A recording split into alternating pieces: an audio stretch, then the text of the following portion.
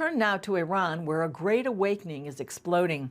According to Open Doors International, more than 1.2 million Iranians are coming to faith in Jesus, despite being at risk of facing imprisonment, torture, and execution. Leila Gilbert from Family Research Council says the gospel is being shared by low-profile online Bible studies and affirmed by visions, dreams, and miraculously answered prayers. Due to the risky circumstances, the new believers are communicating about their changed lives carefully and quietly with friends and loved ones. Here in Israel, there have been a number of incidents this year in which ultra-Orthodox Jews publicly confronted Christians and Messianic believers. The most recent happened outside a Hebrew worship event in Jerusalem. This time, the hostility led to physical attacks.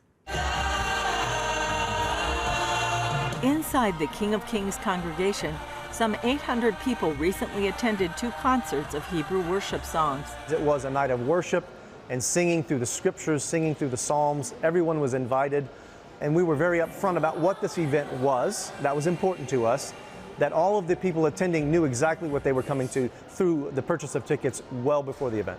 But outside, something else was going on. So as the worshipers were trying to come in, the protesters would block them. They would get in their way. They would physically put their hands on them, put their body on them. Senior pastor Chad Holland told CBN News protesters verbally and physically attacked those trying to attend the concert sponsored by the Messianic Jewish Alliance of Israel. Several people that got harmed, they got accosted. We were being told of several people who got hurt.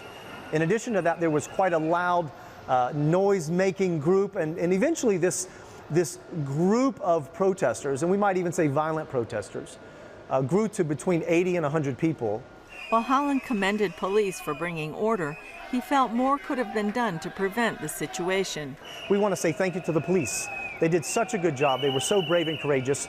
All we would want is for the police to take it more seriously early on, to send more police early so we could avoid this whole event altogether. One of Jerusalem's deputy mayors, Aryeh King, stood behind and supported the protesters, which included many teenagers and young men.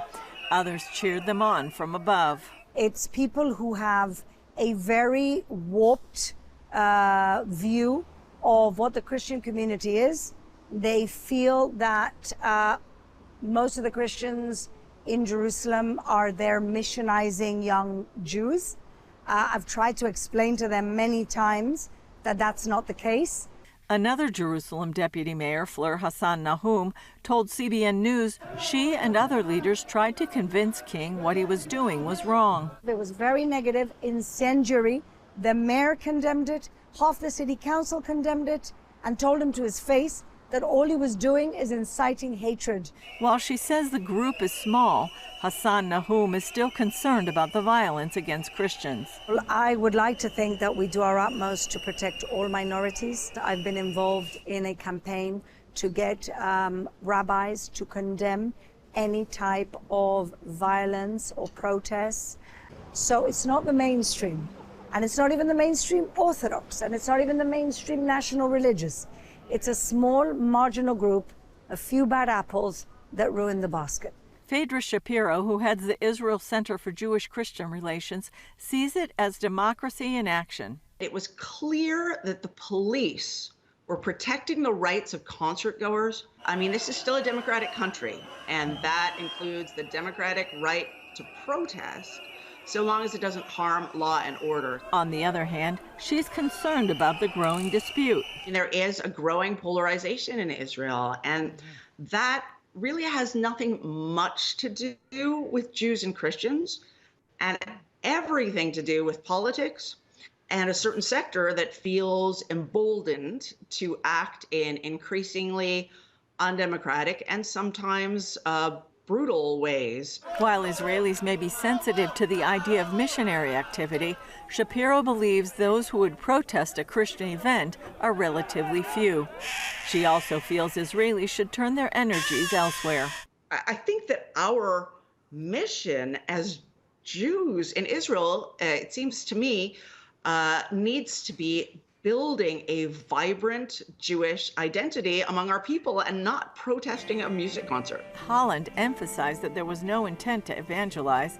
He says what happened exposed people's hearts. Worshippers were coming for one heart of love for God, love for one another, and the protesters had a different heart motive, and they didn't seem to care if someone was a man, a woman, a grown person, a child, an elderly person, or a baby. They didn't seem to care. They were going to promote this violence, make this noise, and again, we believe they were just grossly misinformed about what the whole event was. The musical evening has been an event for years. Holland says he hopes next time they can come up with a way to make it just that.